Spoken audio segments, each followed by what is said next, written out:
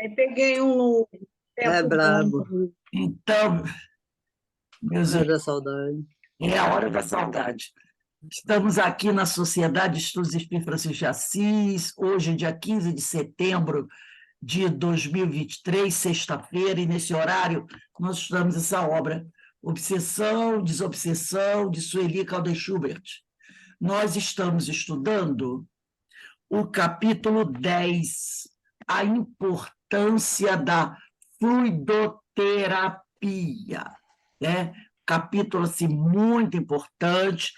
E na aula passada, nós fizemos um apanhado geral desse capítulo, né, através dos versículos do Evangelho de Jesus.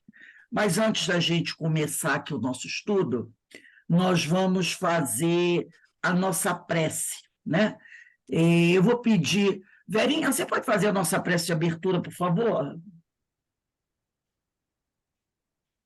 Então, levando nossos pensamentos, né, ao alto, a Deus, a Jesus, aos nossos anjos guardiões, agradecendo pela oportunidade do estudo, que as nossas mentes estejam receptivas aos ensinamentos que vamos receber, para que possamos colocar em prática a nossa vida diária, melhorando, né, e evoluindo como espírito que somos. Muito obrigada, Senhor. Fica conosco, agora e sempre, graças a Deus. Graças a Deus. Bem, eu vou reler esse início, né? Porque na semana passada nós ficamos mais na leitura dos versículos do Evangelho para conhecer um pouco mais do grande médico das almas, Jesus. Porque nós falamos sobre fluidoterapia, né? E mostramos as curas de Jesus, mostramos os ensinos de Jesus, porque como ele trabalhou para auxiliar aqueles que necessitavam da fluidoterapia, necessitavam desse médico, né? Desse médico das almas, que é o nosso Mestre Jesus. Então, eu vou reler aqui, a Sueli, ela abre o capítulo com item 46 do capítulo 14 da Gênesis, ela diz assim: nos casos de obsessão grave, o obsidiado fica como que envolto e impregnado de um fluido pernicioso que neutraliza a ação dos fluidos salutares e os repele. Então, ela fala dos casos de obsessão grave. O que é obsessão grave? Obsessão grave é subjugação, é fascinação. A gente já pode até dizer que é grave, porque Kardec fala que é muito mais grave a fascinação até do que a subjugação. Porque na fascinação o cidadão não aceita que está doente, não aceita que está sofrendo um processo obsessivo. O mundo é que está obsidiado. O mundo está obsidiado. Ele não. Ele está bem. Então, ele não vai procurar ajuda. Ora. Se uma pessoa se considera saudável, ela não vai procurar ajuda. Só o maluco faz isso, não é? Então, o mundo é que está doente. E ele é um injustiçado. Então, é o caso. Porque quando a pessoa está subjugada, sob possessão, se a pessoa não vai, a família leva, porque a pessoa já entregou, né? Mas o fascinado, não. Então, ela falou que nos casos de obsessão grave, o obsidiado fica como que envolto, impregnado de um fluido pernicioso, que é o do adversário, né? Que neutraliza a ação dos fluidos salutares, dos fluidos saudáveis, e os repele. É daquele fluido que importa desembaraçá-lo. É desse fluido que o envolve, tá? E que neutraliza os fluidos bons, saudáveis, que podem ajudá-lo. Ora, um fluido mau não pode ser eliminado por outro igualmente mau. É a mesma coisa, você está doente, você não vai combater a doença com veneno, não é? Não vai. Por meio de ação idêntica à do médium curador, nos casos de enfermidade, preciso se faz expelir um fluido mau com auxílio de um fluido melhor. Isso é muito claro. Se você está envolto por um fluido mau, um fluido doentio, para você se livrar disso, você tem que agir com uma ação benéfica. Aí a Sueli vai dizer aqui, a fluidoterapia, que é a terapia através do fluido, como o próprio nome indica, é o tratamento feito com fluidos, ou seja, através dos passes e da água fluidificada. O passe é um ato de amor na sua expressão mais sublimada. É uma doação ao paciente daquilo que o médium tem de melhor, enriquecido com os fluidos que o seu guia espiritual traz. E ambos, médium e benfeitor espiritual, formando uma única vontade, expressando o mesmo sentimento de amor. Então, como ela diz aqui, é um ato de amor, é uma doação. Você está doando do que você tem de melhor, enriquecido, potencializado com os fluidos do plano espiritual, dos benfeitores espirituais. E aí você forma uma dupla, é uma dupla, médium e benfeitor espiritual, formando uma única vontade, que é a doação do amor, que é a prática do bem, e expressando o mesmo sentimento de amor. Normalmente os amigos espirituais têm até mais do que a gente, né? Mas a gente nem vai falar, tem mais do que a gente, né? Não é assim na mesma dosagem, não é da mesma dosagem. Eles sempre com uma doação maior, doando uma parcela maior, mais pura do que a nossa. O passe, por isso, traz benefício imediato. Olha, eu tenho uma experiência, eu vou dizer assim, uma experiência vivida, até duas, que é a coisa que funcionou na hora. Às vezes você vai, você recebe o passe, né? Aí leva um certo tempo e o benefício vem. Mas tem coisas que acontecem na hora, na hora. E comigo aconteceu duas vezes. Uma vez foi na colônia do Curupaiti. Nós tínhamos uma caravana, era a caravana Jesus Gonçalves, né? E acontecia na sexta-feira. A gente chegava às 5 horas, eu normalmente chegava mais cedo, e tinha uns amigos meus lá internados, eu ia lá para o quarto deles e ficava batendo papo, era o Guape, né, que já estava no plano espiritual. Eu ia cedo, conversava com o Guape, lia o evangelho lá com o Guape. Quando dava 7 horas, a gente ia para a casa do Amazonas.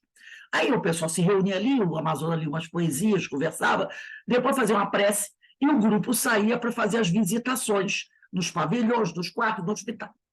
Mas eu estava naquele dia, quando o trabalho terminou, eu estava com uma dor nas pernas terrível. Então a gente subia, descia escada, né? E eu não estava muito bem. Estava com a dor. Aí eu sentei, quando terminar o trabalho, fazia assim, vamos dizer que fôssemos 9, 8 pessoas. 4 ficavam sentadas, 4 ficavam em pé, davam um passe naqueles 4 sentados. Depois trocava. Quem tomou o passe, dava o passe nos outros.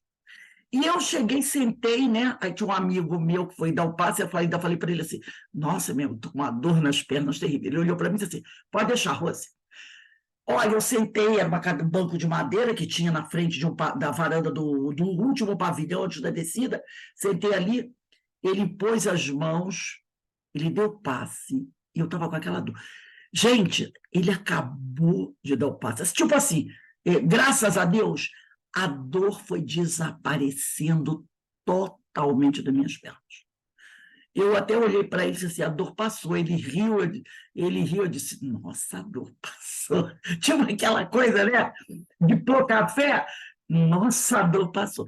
E a outra vez foi em Sacramento, perto da casa do Eurípides Barçanufo. Ali tem uma caverna, né? Um conjunto de cavernas, onde o Eurípides entrava nessas cavernas, e tem um monte de placa, não entre, que se você entrar vai ficar perdido aí dentro. Então, são umas cavernas muito profundas. E ele entrava para fazer doutrinação de espíritos, de escravos que, fugindo das fazendas, muitas vezes entravam nas cavernas para se esconder e não conseguiam sair, porque eram grandes labirintos. E lá eles morriam, perdidos de fome, de frio, dentro das cavernas. Coisa terrível. E ele entrava para doutrinar esses espíritos, entrava e saía. Então, na frente das cavernas, hoje tem um grande jardim, e a gente estava lá. No final da reunião, né? A gente ia embora, e aí todo mundo ficou de mão dada, e foi feita uma grande prece. E eu estava, que eu já tinha problema de coluna, uma dor que começava aqui, no meu pescoço aqui, e ela ia descendo assim, ó, ao longo, passava pelas mãos e descia as pernas. E eu já estava com uma dor danada, que a gente tinha viajado muito de ônibus do Rio para lá, né? Aí ficamos de mão dada, e aí foi um passe coletivo, porque eram várias pessoas, né? O companheiro ficou no meio e começou a dar o passe. Ele começou a fazer a prece, né? E pediu um passe para todo mundo. Gente, na hora que ele estava fazendo a prece, coisa mais incrível, eu senti como se uma mão, uma energia que vinha dela, se posicionasse no alto da minha cabeça, e ela foi fazendo assim. Eu imaginei uma mão, mas eu não vi que era uma mão. Eu sei que ela vinha fazendo assim, eu senti fazendo assim, ó, sabe, ao longo do corpo, certinho, onde cabeça, pescoço, ombro, assim. Conforme a mão ia passando a dor, e era grande a dor, coluna, né? E conforme a mão ia passando assim, ó, a dor ia desaparecendo, sabe? Até chegar no meu joelho. Mas foi uma coisa assim que eu nunca vivenciei isso antes, a não ser essa do Curupaiti. Conforme a mão ia passando, a dor ia acabando. Quando ele terminou, eu estava com a Jaqueline Queiroz, ela estava com a gente, eu viajei com ela. Eu falei, Jaque, eu já tinha falado para ela, Jaque, a dor passou agora. Eu senti aquela coisa correndo, sabe? Ao longo do meu corpo e tirando toda a dor. E o resto do passeio todo eu fiquei sem dor, voltei para casa num ônibus sem dor, uma coisa incrível, uma coisa incrível. Então, eu tenho essas duas vivências que realmente o negócio funciona. Realmente o negócio funciona. Então, ele diz aqui, o passe por isso traz benefício imediato. O doente sentindo-se aliviado, mesmo por alguns momentos, terá condições de lutar, por sua vez, da parte que lhe compete do tratamento. Que parte nos compete do tratamento? Melhorar a nossa condição moral, né? Fazer um esforço por se melhorar, porque os amigos espirituais vêm, eles dão um amparo. Agora nós temos que fazer a nossa parte. E aí que complica o tratamento, né? É aí que muitas vezes complica o tratamento. Porque a parte deles eles fazem. Mas a gente precisa fazer a nossa parte. E aí ela diz aqui, a constância da aplicação da fluidoterapia aos poucos propiciará ao enfermo as energias de que carece e o alívio que tanto busca. Então, a gente não tem. E, às vezes, uma outra coisa que eu me lembrei agora, às vezes a gente faz as coisas, né? E depois a gente nem entende como a gente fez. Eu me lembro uma vez que eu trabalhava na Cidade de Deus, no CIEP-JBS, João Batista dos Santos. Eu tinha um aluno que morava ali, e esse aluno passou a aula inteira com uma dor de ouvido terrível. Chega o ouvido dele todo inflamado. E ele ficou o dia todo ali com aquela dor, sempre assim, na sala, chorando, né? Aí eu ainda pensei assim, se esse menino melhorar na saída, eu acho que tinha o UPA do lado, né? Eu vou falar com a mãe dele, ou eu vou falar com a diretora de levar ele no UPA, que esse ouvido dele deve estar infeccionado. Quando a gente desceu para jantar, ele sentou do meu lado. E eu já estava que eu não aguento. Ver aquela criança, devia ter uns 7, 8, uns 8 anos, com aquela dor. Aí ele baixou a cabeça na mesa. Na hora que ele baixou a cabeça na mesa, tinha um monte de criança. Ó, jantando, quem trabalhou em CIEP sabe como é que é o barulho, né? Automaticamente, eu peguei a minha mão e coloquei aqui. Ele com a cabecinha assim, eu botei a minha mão aqui, no ouvido dele. Eu fiz uma prece tão sentida, tão assim, tão sentida, que eu acho que poucas vezes eu fiz na minha vida, que ele estava de olho fechado e ficou. Aí as crianças, eu nem jantei naquele dia, as crianças jantaram, eu fiquei o tempo todo ali com a mão ali, né, em prece. Depois, quando todo mundo jantou, as crianças levantaram, já era saída, eles foram, ficou eu e ele. Aí eu fui, bati a mão no ombro dele assim, ele estava dormindo.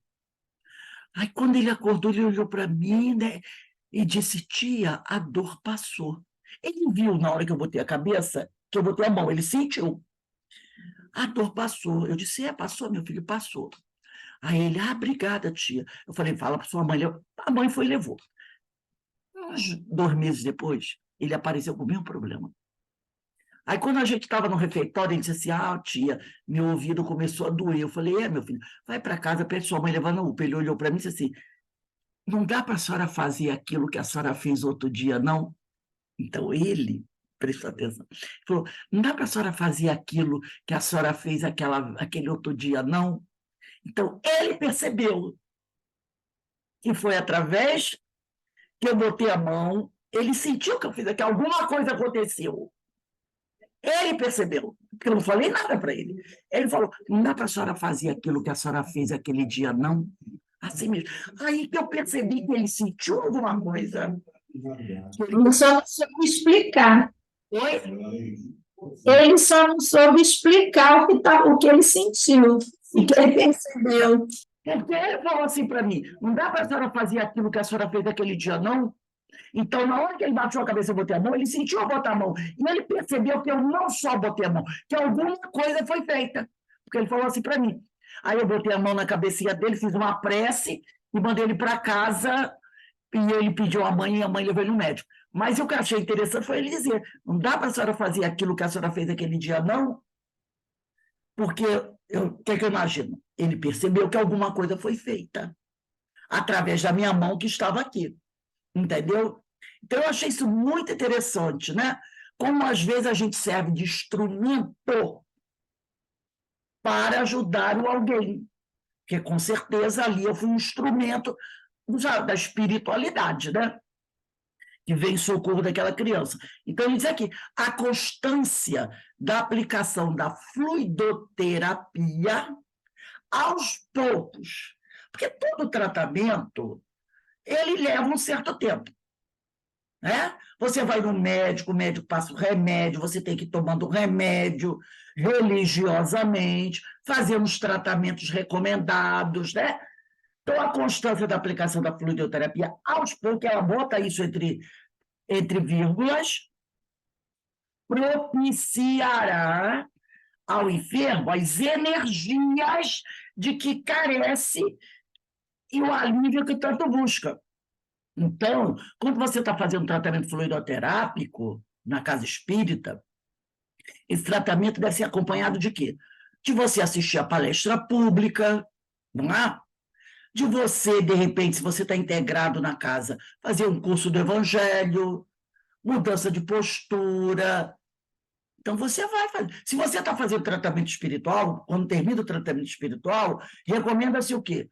Que você continue assistindo às palestras públicas, que os amigos espirituais falam que o maior tratamento espiritual que existe na casa espírita é a reunião pública.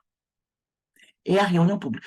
Tanto que é recomendado, a gente vai fazer um estudo desse aí, não me lembro onde foi que está, mas vai aparecer, que na hora da reunião pública não aconteça nenhum trabalho, nenhum estudo paralelo à reunião pública. Eu estava lendo outro dia um livro desse, eu disse, até vou destacar isso aqui. Eles recomendam isso, que durante a reunião pública, todos os trabalhos paralelos que estejam acontecendo na casa cessem, e que todos venham para o salão assistir a palestra pública. Porque na reunião pública ocorrem as cirurgias mais complexas. Por quê? Como uma reunião pública recebe inúmeras pessoas, o número de benfeitores é muito grande. O número de benfeitores que estão da reunião pública é muito grande. Médicos, enfermeiros, vem todo mundo. Enquanto você está ali prestando atenção, não é pensando na morte da bezerra, mas prestando atenção na palestra, eles estão trabalhando, fazendo as cirurgias, os tratamentos. E depois vem o passe. E online é a mesma coisa. Quando você está assistindo uma palestra online, não é porque você está online que não está acontecendo. A gente sabe que isso aqui desaparece, né, gente? É o detalhe do espaço, que a gente tanto estuda lá com o Emílio de Miranda, né? O espaço é outro. E a espiritualidade está ali. Ela vem aonde você está necessitado. E a tua mente está ligada o quê? Na palestra, no assunto, no evangelho. Então, eles vêm e fazem o tratamento. É igual o tratamento à distância. Então, a gente tem que realmente ter essa fé e hora de palestra pública é hora que a gente tem que estar fixado naquilo, que ali está acontecendo os tratamentos mais complexos. Eu trouxe aqui, aí ela diz, a constância da fluidoterapia, aos poucos, propiciará ao enfermo as energias de que carece e o alívio que tanto busca. Eu trouxe aqui, para a gente conversar, um texto. Deixa eu partilhar aqui. Terapia pelos Passes. E vocês devem conhecer esse livro, né? Terapia pelos Passos, do projeto Manuel Filomeno de Miranda. E eu trouxe no Terapia pelos Passes, deixa eu ver se eu botei aqui. Tá lá. Eu acho que é na introdução. Terapia pelos Passos, aonde a equipe do projeto diz assim: à medida que se vulgarizam, tornam comum, né? E recebem aceitação as terapias alternativas, objetivando a saúde real, a técnica do amor ganha prestígio por constatar-se que o fulcro, o centro de irradiação do pensamento, mantém estreito intercâmbio com a emoção. Quanto mais expressiva a cota de amor irradiando-se em forma de energia positiva, mais favoráveis se fazem os resultados terapêuticos nos tentames de auxílio ao próximo.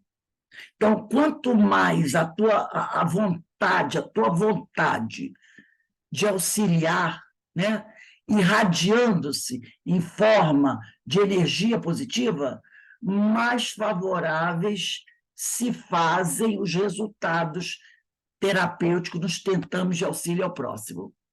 O amor lúcido carrega forças planificadoras que robustecem as áreas psíquicas, emocional e física daquele a quem é dirigido, sendo a chave simbólica para a solução dos mais intrincados problemas, ele exterioriza simpatia em sucessivas ondas de renovação que penetram o paciente, revigorando para o prosseguimento dos compromissos assumidos.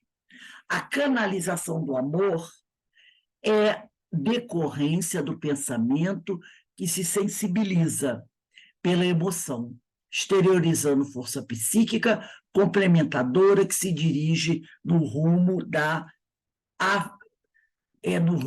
afetividade.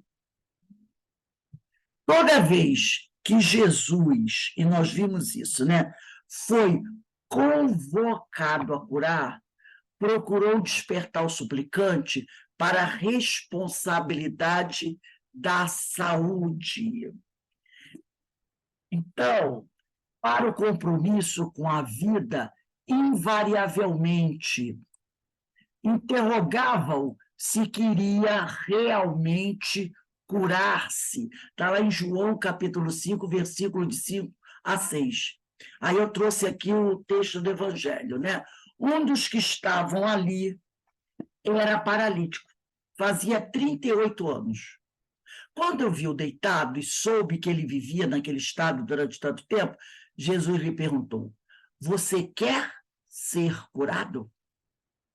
Após cuja anuência, né, o homem concordou, mediante o toque de amor, ele recuperava, ele, Jesus, os órgãos afetados, restabelecendo a harmonia no ser, cuja preservação, a partir daí, dependia do mesmo. Então, repare o que a Sueli, ela disse aqui para a gente, tá? O doente, sentindo-se aliviado, mesmo por alguns momentos, terá condições de lutar por sua vez na parte que lhe compete do tratamento. Tá? Então, Jesus vai curar, vai ajudar? Vai, mas nós temos uma parte a cumprir. Então, ele aqui, Jesus lhe perguntou: você quer ser curado? Então, mediante o toque de amor, né, ele recuperava os órgãos afetados, restabelecendo a harmonia no ser, cuja preservação, a partir daí, dependia do mesmo. Então, ele dá aquele atendimento. Agora, a partir daí, fica por nossa conta o tratamento. O tratamento é por nossa conta. Eu peguei aqui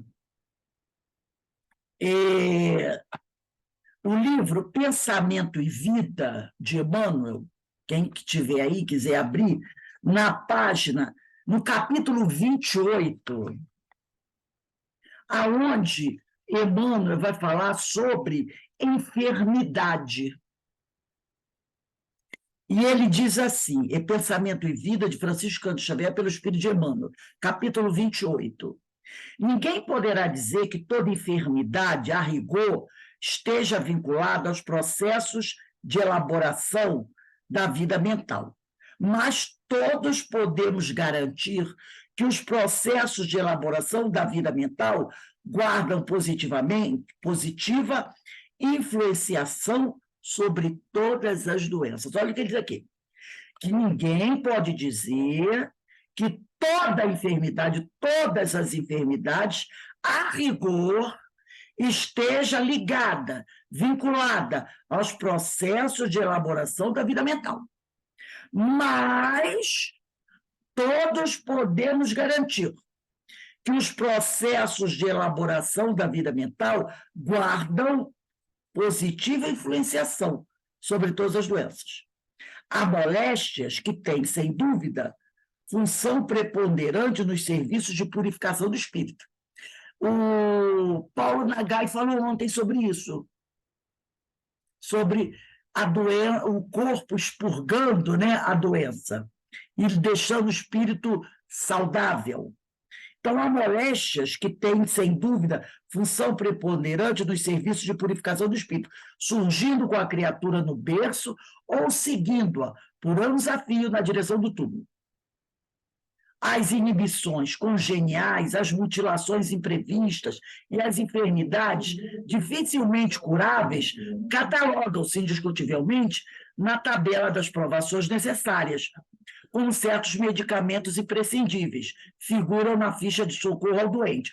Contudo, os sintomas patológicos da experiência comum, em maioria esmagadora, decorrem dos reflexos infelizes da mente sobre o veículo de nossas manifestações, operando desajustes nos implementos que o compõem. Então, ele diz que, na maioria esmagadora, né, as doenças decorrem dos reflexos infelizes da mente sobre o corpo, operando desajustes nos implementos que o compõem. Então, quando ele diz, no texto diz assim, do projeto, né, que Jesus, ele restabelece a harmonia no ser, mas cabe ao ser a preservação da saúde a partir daí.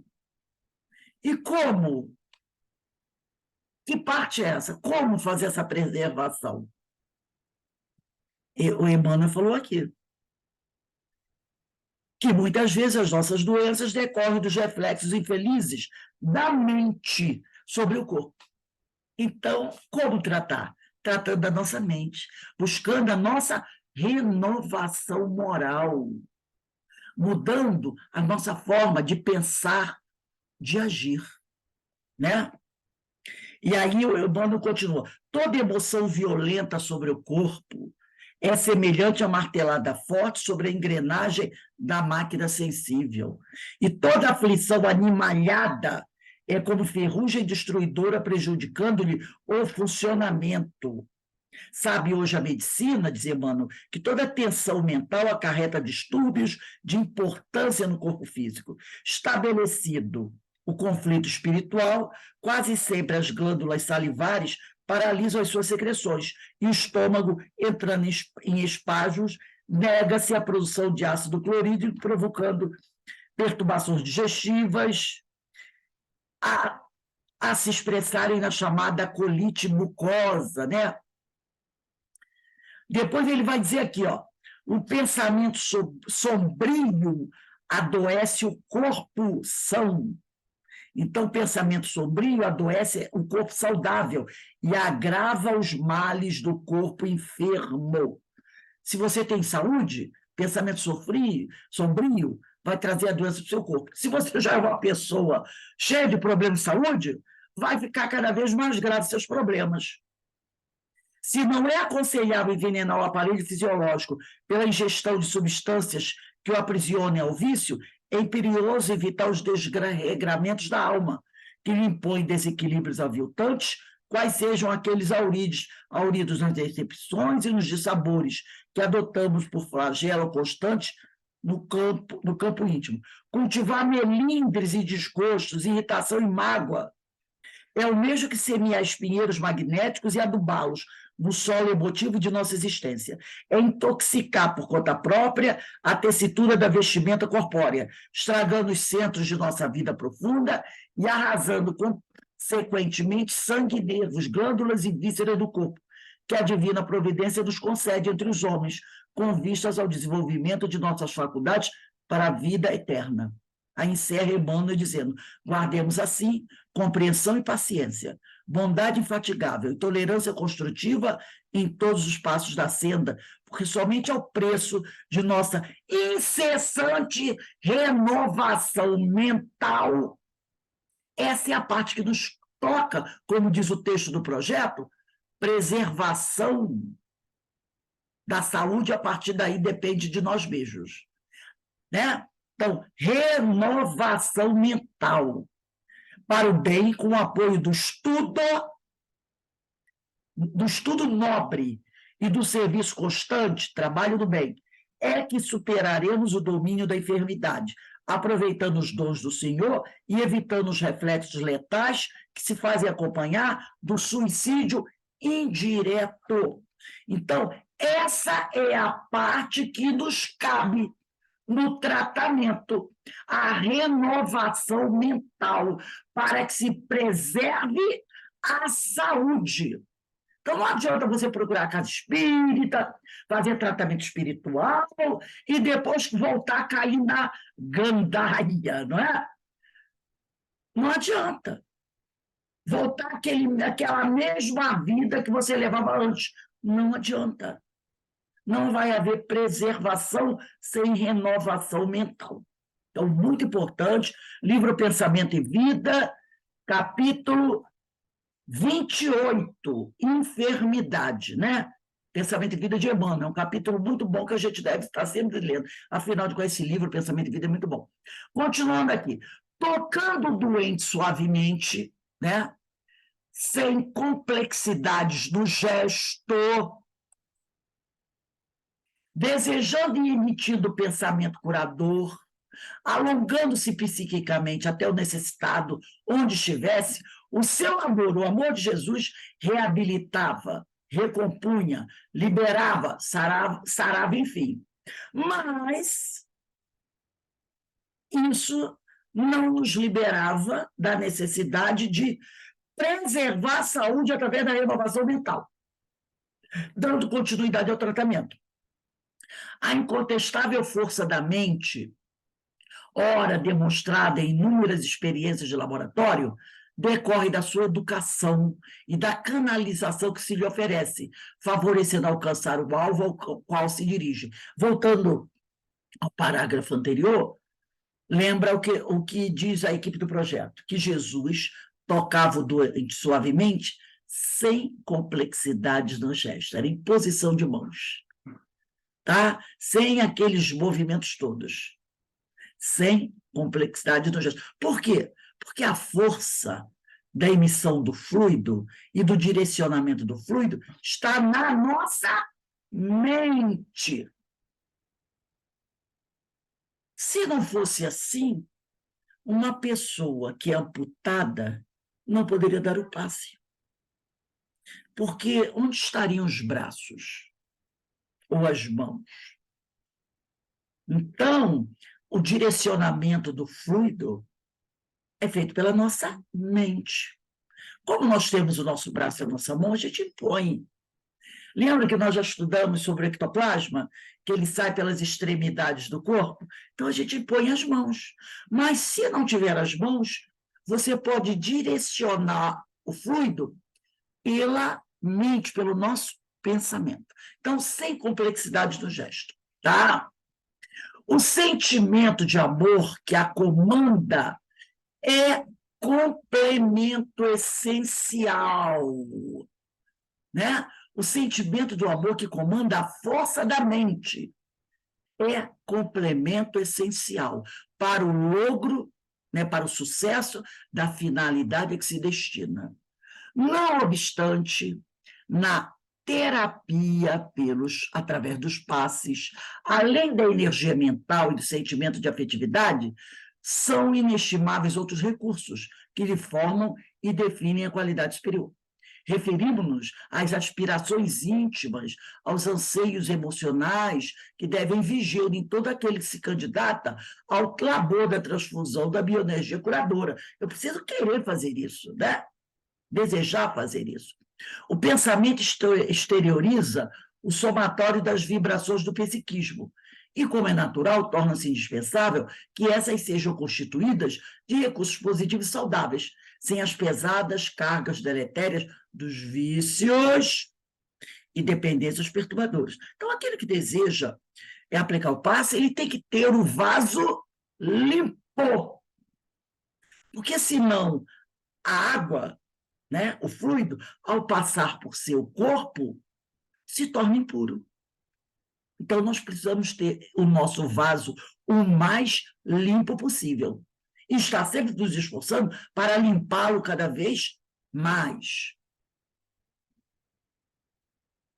Cada qual é o que cultiva, exterioriza aquilo que elabora. Então, cada qual é o que cultiva, exterioriza aquilo que elabora. Não há milagre transformador de caráter vicioso, no momento produzindo energias salutares que não existem naquele que pretende improvisá-las. Então, se o vaso é impuro, se a sua mente é impura, nenhum amigo espiritual vai botar na sua mente, botar a mão em você e dizer assim: a partir de hoje você é um anjo. Não há milagre transformador de caráter vicioso, produzindo em você energias salutares que você não possui. Todo recurso é resultado do esforço. E a força psíquica se deriva dos conteúdos das ações realizadas. Então, se você está envolvido, né, vive envolvido em energias deletérias, na hora que você vai dar o passe, vai dar problema. E nenhum amigo espiritual vai dizer assim: vou limpá-lo para que ele possa dar o passe. Depois pode voltar a sujeira. Ora, é assim? Vou me preparar para o passe. Já sei que a espiritualidade vai fazer a limpeza em mim. Então, por que eu vou me esforçar? Não acontece assim. Não acontece assim. Quem, portanto, deseja contribuir na terapia socorrista mediante os passes, despreocupe-se das fórmulas e das aparências, perfeitamente dispensáveis, para cuidar dos recursos morais e espirituais, renovação mental, que devem ser desenvolvidas em si mesmo. Tabaco, quer dizer, o cigarro, alcoólicos, drogas aditivas, aquela droga que você toma, que o pessoal chama de drogas recreativas. Não estamos falando da medicação que você precisa tomar, tá? Porque faz parte do seu tratamento. É lógico, se a pessoa, por exemplo, é esquizofrênica e toma aqueles remédios de tarja preta, é lógico, né, que uma pessoa dessa não estará preparada para dar o passe, né? Aqueles remédios que deixam toda a pessoa dopada.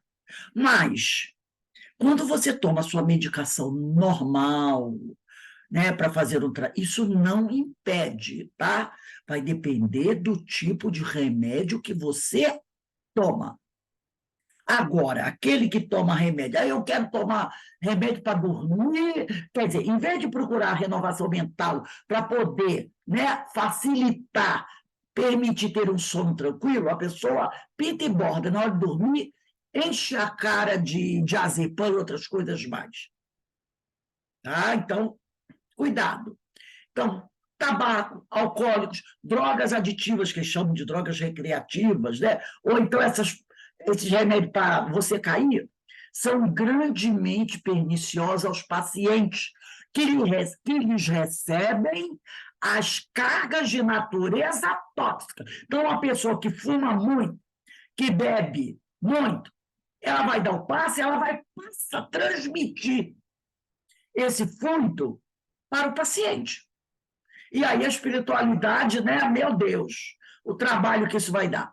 Igualmente, as emanações do desregramento sexual. Aquela pessoa que tem em casa coleção de filmes pornográficos, filmes para adulto. Ou então não tem a coleção, que hoje não precisa mais, né? Mas tem lá o canais para adulto, lá na sua TV fechada, né? Canais para adulto. Então, só dorme se assistir 2, 3, 4, 5. E outras coisitas mais, né?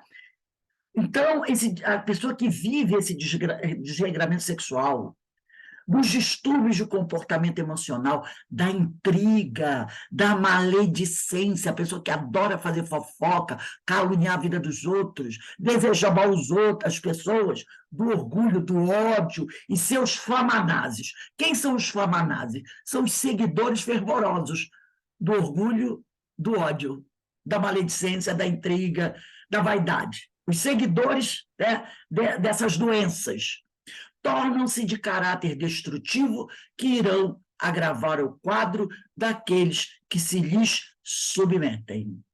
Então, essas pessoas que têm esses vícios são pessoas que irão ter, não estão bem, vamos dizer assim, não estão bem para aplicar o passe. Porque são pessoas que estão desequilibradas. como é que elas poderão tratar de outras pessoas? Como diz o outro, é cego guiando cego, ambos cairão no abismo. Na terapia pelos passes, torna-se imprescindível a sintonia do doador com o passivo, quer dizer, com o paciente. A receptividade do paciente em relação ao agente, sem que os resultados se tornem inócuos, quando não decepcionantes. Então, é preciso que aquele que está doando a sua bioenergia tenha empatia por aquele que está recebendo o passe. E aquele que vai receber o passe também tem que estar aberto para isso. Não é chegar ali, vai aplicar o passe? Tá. Ô, coisa chata esse negócio de passe, né? Fica aqui. Sabe, quando a pessoa, isso eu às vezes vi, né? A pessoa está ali na reunião pública, você não quer receber o passe. Ela não quer. Ela está ali porque alguém falou. Aí o outro está dando passe e ela está pensando em outra coisa. Aquele fluido vai bater como se fosse numa parede e vai voltar. Então é preciso que os dois estejam, né, imbuídos, um da vontade de doar e o outro aberto a receber. Se não for assim, os resultados se tornam inócuos, quando não decepcionantes. A pedra, olha só essa frase, eu achei muito bonita, que não tem poros, após milênios mergulhada no oceano, ao ser partida, apresenta-se seca no seu interior. Achei essa imagem muito bonita. Ame-se e cure-se. Faça a sua renovação mental. Quem deseje participar da solidariedade urbana no Ministério do Socorro aos enfermos, a fim de melhor ajudar. Porque quem se ama, se cura. Exteriorize o amor e anele, deseje firmemente a saúde do próximo, tá? Deixando-se penetrar pela energia divina de que se fará instrumento, porque você vai ser aquele canal. A energia divina vem da espiritualidade, passa através de você, e o vaso tem que estar muito bem purificado, né? Deve estar. E aí vai chegar ao outro. Nós somos sempre os primeiros beneficiados, né? Exteriorizando-a com a sua própria vibração. Atenda aos irmãos enfraquecidos da luta, caídos da jornada, desorganizados nas paisagens do equilíbrio. E quando a gente vai aplicar o passe, nós não devemos olhar para aquela pessoa e fazer julgamento sobre aquela pessoa, tipo, nossa, vou dar passe nesse sujeito, né? Eu conheço ele, eu sei que não vai adiantar nada, que quando ele sair da casa espírita vai cair vai para a ribalta, como dizia uma amiga minha, vai para a ribalta, vai continuar bebendo, vai continuar fazendo tudo, grande perda de tempo dar o passe para ele. Para esse cara aí só bruxaria resolve, entendeu? Não adianta, você vai dar o passe. Não vou dar o passe desse cara, não vou dar o passe legal desse cara, não, porque eu não vou com a cara dele. Ou então, chama fulano, dá você o passe nessa fileira aqui, tá? Porque dá passar, eu vou dar na outra, porque nessa fileira tem alguém que eu não gosto, então deixa eu passar para outra, porque senão não vai dar certo. Entendeu? É esse tipo de coisa. Exteriorize o amor. E anele, deseje firmemente, anele firmemente pela saúde do próximo, sem julgar o outro, deixando-se penetrar pela energia divina de que se fará instrumento, exteriorizando-a com a sua própria vibração. Atenda aos irmãos enfraquecidos da luta, caídos na jornada, desorganizados nas passagens do equilíbrio. E lembre-se que nós também somos doentes. Não é? A terapia pelos passes é doação de amor e de saúde pessoal, dispensando quejandos, aquelas práticas, né? Acende uma velhinha aqui, sem criticar ninguém, bota uma ervinha ali, bota um negócio aqui, sei lá, esses negócios assim. E aparatos mecânicos de sugestão exterior. Esse texto é de Manuel Filomeno de Miranda. página psicografada pelo médium Divaldo Pereira Franco, em 11/11/1992, no Centro Espírita Caminho da Redenção, em Salvador, Bahia, né? Um texto bastante esclarecedor. Na aula de hoje e na próxima aula, a gente estará falando sobre o passe, sobre a fluidoterapia, aproveitando isso que a Sueli trouxe para a gente. Então, a gente estará quase como fazendo um curso de fluidoterapia. Serão 2 aulas, onde a gente vai falar sobre passe. Nessa primeira, nós falamos sobre esse texto. Esse, se eu não me engano, é o prefácio do livro Terapia pelos Passes. Se eu não me engano, é o prefácio. Tanto que é assinado pelo próprio Manuel Filomeno de Miranda, né? Que era médico. Não vamos esquecer que o Manuel Filomeno de Miranda era médico. Então, ele dá aqui um roteiro para a gente. Como nós devemos proceder. Sem preconceitos. E a gente sabe disso. A gente sabe disso. Há muitos anos atrás, nós tivemos um trabalho na nossa casa, lá no CEOI, né? Era o CEOI, digo nossa casa, porque eu ainda me considero trabalhador do CEOI. Era domingo. E a gente trabalhava, nós começamos o trabalho, foi muito interessante. Eu e Lourdes, e a Denise, na época, fazia parte também, planejamos o trabalho para ser alfabetização de adultos. A gente vê como, às vezes, a gente planeja uma coisa e dá outra. Então, fizemos todo o planejamento, alfabetização de adultos. No primeiro dia, era domingo, 9 horas da manhã, chegou um bando de gente. Um grande número era moradores de rua. Nós percebemos. Mas, né, a divulgação foi de alfabetização de adultos. Aí chegaram lá, né, umas 10 pessoas, uns 7 eram moradores de rua, uns 3 não eram. Ah, maravilha, começamos, né? Sabendo, fazendo aquela interrogatório, né? Uma anamnese, né? Tudo bem. Segunda aula, segundo domingo. Aqueles que não eram moradores de rua não vieram. Aqueles 7 moradores de rua vieram. E vieram mais uns 5. 80% ou 90% eram alcoólatras. Nós fizemos o ano inteiro o trabalho com eles, de evangelho, maravilhoso. Depois que terminava o estudo, que era de 9 às 10h30, eles saíam, a gente ali dava um descansinho de 15 minutos, íamos para o salão.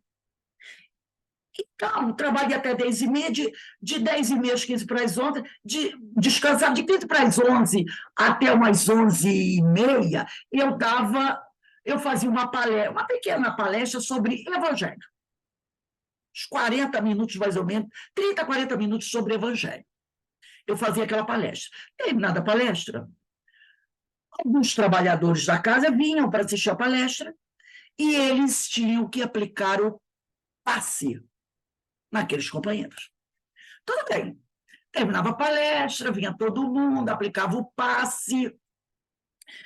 Aí um dia, uma colega, que nem mais frequenta, mas há muitos anos ela foi embora, ela veio conversar comigo. Porque, a partir daquela data, eu a coloquei como trabalhadora do trabalho. Já que ela vinha para a palestra, eu disse, você fica na equipe de passe, tudo bem. Então, tinha uns 4 ou 5 que aplicavam o passe. Além de mim, Denise, Lourdes e mais um. Ela veio conversar comigo e disse assim, não é uma crítica, é só uma análise de como, às vezes, a gente coloca, que ela ia parar de fazer o trabalho. E eu disse, por quê? Porque ela não conseguia aplicar o passe em irmãos alcoolizados. Porque a bebida, aquilo, ela não achava adequado para ela, entendeu? Ela não gostava, porque eram moradores de rua e alcoólatras. Então, né? Talvez se eles não fossem alcoólatras ou moradores de rua, né? E o mais interessante, sabe qual era? A gente fazia o estudo lá naquela sala, quem conhece hoje, que é chamado Sala Manuel Filomeno de Miranda, lá no fundo, sala comprida. Uma vez, e eram tipo assim, 10, 12 homens, que alcoólatras, Mas eu sempre dizia para eles, ó, aqui dentro, quando chegar para o trabalho, tem que chegar eu sou de cara limpa. Bebeu até a hora de dormir, acordou, não pode beber. Tem que chegar aqui de cara limpa. Eu dizer, depois de você sair daqui, aí o problema é seu. Eles chegavam de cara limpa, mas chegavam assim, ó, né? Sem beber. E ficavam ali conversando com a gente. Né? Pá, pá, pá, pá, pá. Logicamente, se você está num grupo, numa sala que é praticamente fechada, com um grande número de pessoas alcoólatras, o cheiro do álcool vai, né? A pessoa vai falando, vai. Porque eles eram alcoólatras, beijo, né? Uma vez o Bira veio um rapaz, ele era de outro estado, ia fazer a palestra da nossa casa, e ele chegou de manhã e o Bira levou para ver o trabalho. Ele entrou na sala, nós estávamos ali, e ele ficou ali conversando com a gente e tudo mais. Depois ele saiu, ele disse, um trabalho muito bonito, depois saiu. Mais tarde, eu fui conversar com o Bira falou assim, Rose, aconteceu uma coisa extraordinária, uma coisa que eu achei assim, muito interessante, isso que foi, Bira. Quando eu levei o rapaz lá, eu fiquei assim um pouco preocupada, porque a sala, quem conhece a sala Baduel Filomena Miranda, tem só uns 2 ou 3 basculhantes. Não havia aquela parte, aquela porta que dava para o 288. Não tinha, agora é que tem, né? Não tinha. Só dava para o lado da rampa, do COI. Então ele pensou assim, de manhã, nossa, quando eu entrar lá vai ser aquela pancada do cheiro de álcool, né? Eu, Denise e Lúcia, a gente não sentia nada, Lúcia. Ele disse que quando ele abriu a porta, né, e entrou, ele disse que não tinha cheiro de álcool. Não tinha. Eram 10 homens lá dentro, todos eles alcoólatras, e nós 3. Não, a sala não tinha nenhum cheiro de álcool. Entendeu? Não havia. Então, o trabalho que começou, primeira aula, como propaganda, alfabetização de adultos, se tornou um evangelho para moradores de ruas e alcoólatras. Todos eles desencarnaram ao longo do tempo. Todos. Todos desencarnaram. Né? Antes do curso acabar, uns 2 desencarnaram e depois foram, ao longo do tempo, desencarnando. Mas eu tenho certeza absoluta que aquele ano, aquele período que eles ficaram ali, estudando o Evangelho, foi para eles uma coisa, do mesmo modo que para nós foi maravilhoso, eu acho que ajudou muito, né? Se nós estávamos ali, porque nós precisávamos, também foi muito benéfico para eles. E um deles, uma vez, mandou numa reunião pública, ao final, houve uma mensagem e eu reconheci um deles, né, agradecendo a casa de Jesus Gonçalves pela ajuda. Então, a gente percebe, né, quando a gente fala de fluidoterapia, se nós vamos trabalhar na fluidoterapia, nós não podemos ter esse preconceito. Não. E a gente sabe que tem, né, gente? Nós somos ainda assim, imperfeitos. Então, se você está ali e chega alguém que você não gosta, que você não tem simpatia, né? Você vai aplicar porque está no salão, você vai aplicar o passe, e de repente é aquele ou aquela, com quem você tem grande dificuldade. E você ficar à frente dele ou dela, impor as mãos, fazer aquela prece sincera, superando toda aquela mágoa, aquela raiva que a gente sente, né, gente? Dizer que eu não tenho mágoa, eu não guardo raiva, nem que seja meia hora, a gente guarda ainda. Claro, né? Poxa, fulano fez aquilo comigo, poxa, fulano, né? Eu não merecia isso e ele me tratou assim, ela me tratou assado. A gente tem isso, né? Dizer que não tem, eu acho que é hipocrisia, mas cada um pensa como quer, né? Então, a gente ainda tem essas coisitas, a gente trabalha para poder ir eliminando, né? Para poder ir eliminando. E Deus sabe disso. Afinal, não vinham num planeta de provas e expiações, somos espíritos terceira ordem. Ainda está no nosso mapa esse tipo de coisa. A gente vai trabalhando para ir aos poucos eliminando. Porque se não tivéssemos mais isso, não estaríamos aqui. Não é? Então, é um trabalho de superação. É um trabalho de superação. Você entender que aquele irmão precisa, está ali, e se ele está é porque ele precisa, e você está ali para ser esse intermediário da espiritualidade para levar para ele o tratamento que vem de Deus, para ajudar aquele irmão. E você, com toda a sinceridade. Gente, não é um exercício, não é um aprendizado para a gente? É um grande aprendizado para a gente. É um grande aprendizado. Mas é necessário que a gente faça isso, que a gente se supere, que a gente vença esses obstáculos. Eu me lembro que uma das aulas que nós demos para esses irmãos era uma passagem do Evangelho que falava sobre superar obstáculos. Então, era uma estrada cheia de pedras e a gente tinha que vir caminhando e ultrapassando essas pedras. Nós também temos essas pedras na nossa estrada. E nós precisamos superar essas pedras, esses obstáculos, para que a gente possa prosseguir. Senão a gente vai ficar parado. Não vai a lugar nenhum. Ah, tem uma pedra imensa na minha frente, eu não consigo passar por essa pedra, eu vou ficar sentada aqui à beira do caminho. Não é? Então, nós temos que ir superando os obstáculos. E esses obstáculos são ainda muito fortes. Lembra de Ivone do Amaral Pereira? Quando ela falou que, para que ela pudesse ser integrada entre as equipes do plano espiritual, para poder fazer o trabalho do plano espiritual de auxílio aos mais necessitados, ela precisou superar um grande obstáculo. Um grande obstáculo. E o grande obstáculo que ela precisou superar foi o do perdão das ofensas. Ela disse que foi o obstáculo mais difícil para ela superar. Né? Foi o mais difícil. Ela diz aqui, ó, eu até as peguei assim, ó.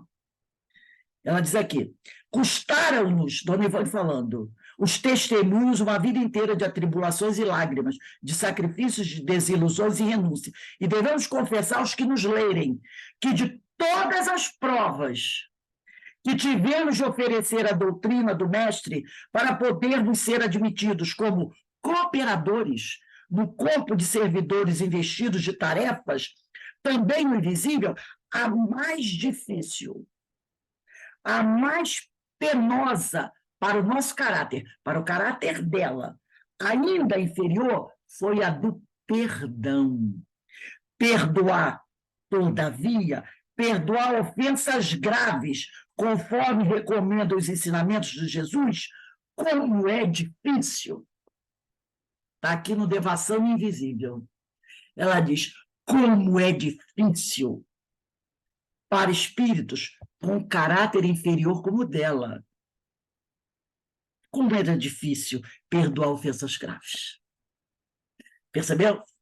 Então, vamos dizer assim, nós não estamos sozinhos nessa situação. Não estamos sozinhos, né?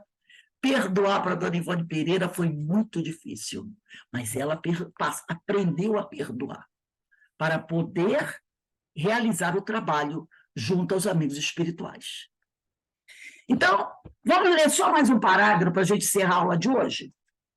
Diz aqui, voltando ao livro Obsessão e Desobsessão da Sueli Calder Schubert. Se realize a conjugação dos fluidos do plano espiritual com os do médium, ressaltamos não ser necessário que este receba o espírito que vem cooperar. A associação de energia se verifica sem que isto seja preciso. Então, o médium não precisa, como diz o povo por aí, ficar incorporado, mediunizado, em transe, tá? É isso que ele está dizendo. Para que se realize a conjugação dos fluidos do plano espiritual com os do médium, ressaltamos, não ser necessário que o médium, receba o espírito que vem cooperar. Inclusive, né, é recomendável que o médium não aplique o passe mediunizado. A simples aproximação de um amigo do plano extrafísico, a simples aproximação de um espírito amigo, que atende assim ao apelo do médium passista, feito através da prece, isso aqui é outra coisa. Antes da aplicação do passe, o médium precisa elevar o pensamento ao alto e pedir ajuda dos amigos espirituais. Através da prece. Ele precisa pedir. E não dizer assim, vou aplicar o passe. A espiritualidade já sabe o que tem que fazer, eu estou aqui, faço. Não. Você precisa, com humildade e amor, pedir. Então, ela diz aqui, né? A simples aproximação de um amigo do plano extrafísico que atende, assim, ao apelo. Repare a palavra que ela usou. Apelo. Você apela para a espiritualidade amiga. Ao apelo do médium passista, feito através da prece, estando... Olha aqui outra questão. Este receptivo e preparado para a doação fluídica. Então, basta que o espírito amigo se aproxime depois que eu apelo pela ajuda dele. Mas eu, ao apelar, eu tenho que estar receptivo à aproximação dele e preparado para a doação fluídica. Preparado através da renovação mental. E aquelas coisas que a gente sabe também, né? Cuidar da alimentação, nada de comer um mocotó 30 minutos antes de aplicar o passe. Não, não vou comer mocotó, tudo bem. Mas meia hora antes eu vou na cantina, peço uma coxinha de galinha, que aí tudo bem. Aí eu pego, e aquele molhinho de pimenta malagueta aí? Né? Tem gente, aí dou aquela mordida na coxinha, encho de pimenta malagueta, que tem gente que gosta, aí come aquela coxinha, ou aquele caldo com bastante pimenta, né? Ou bota uma, sei lá, uma mostarda, uma coisa assim. Come e depois vou aplicar o passe. Estou na casa espírita, comendo a coxinha de galinha da casa espírita. Não é verdade? Mas ninguém viu a pimenta malagueta que eu coloquei lá na minha coxinha. Não é? Ou então diz assim, estou com uma fome, quantas coxinhas tem? Tem 8. Aí eu não tenho que deixar para os outros, me dá 7. E enche a cara de coxinha de galinha. Não é assim? Afinal, estou ajudando na casa espírita, estou comprando na cantina da escola. Então, a pessoa tem que tomar, né, certos cuidados. Renovação mental, cuidar da alimentação, ou então aqueles companheiros que ainda usam do cigarro, termina a palestra, corre lá fora, é passista. Ou melhor, termina o curso, uma meia hora vem a palestra pública. Termina o curso, ninguém está vendo, eu corro lá para a calçada, fumo meu cigarrinho, né? Fumo meu cigarrinho, depois eu vou no banheiro, escovo o dente, é claro, escovo o dente, lavo a mão com sabão, boto um perfume, qualquer coisa assim, para dar... Depois eu vou aplicar o passe. Vou assistir palestra, vou aplicar o passe. Ninguém percebeu que eu já usei, né, o meu creme dental, está tudo resolvido. Ainda tem aquele negócio de espirrar na boca, né? Ainda vou, então, trago aquele líquido, dou aquela gargarejada para, né, quebrou o galho, ninguém viu, ninguém sabe, estou perfumado, estou cheirando, quando eu abrir a boca vai sair aquele hálito Colgate, tudo bem. Então, tem que ter uma preparação, né? Então, você tem que estar receptivo e preparado para a doação fluídica. Ah, não, eu vim da casa, tô legal, comi há 2 horas atrás, não comi nada na cantina, recusei a coxinha, recusei tudo. Mas quando eu sento lá na cantina, dando intervalo até começar, senta a Denise do meu lado. E a Denise, tu já sabe, né? Já chega com o mapa da vida dos outros. E aí eu ainda junto o Alberto do lado e, ó, nós 3, ó, descasca a vida do fulano. Tudo. Joga tudo no tapetão. Depois, é claro, né? tomamos aquela nossa água, respiramos fundo, vamos aplicar o passe. Que beleza! Então, tem que ter uma preparação. Tem que ter uma preparação, né? E aquele que também vai receber o passe, também tem que se preparar. Também tem que estar receptivo. Senão, por mais que o doador queira ajudar, ó, vai bater parede e voltar. Porque o outro se fechou. Está pensando em outra coisa, não queria estar ali, hoje tem um jogo, né? Tem a novela, tem isso, tem aquilo outro. Então, a gente também tem que estar receptivo, tá? Então, nós vamos encerrar aqui. Semana que vem a gente vai começar nesse próximo parágrafo. Diz assim, o passe é essencial. Dia 22 de setembro, botem a data aí, 22/9/23, o passe é essencial. Então, como eu falei nessas 2 aulas, já que o capítulo trata da importância da fluidoterapia, a gente vai relembrando aqui algumas questões do passe, que é muito importante, principalmente quem aplica o passe. Então, vale como um curso relâmpago sobre passe, né? É sempre bom a gente falar, já que isso é tão importante. Fala, Carmen, liga o microfone aí.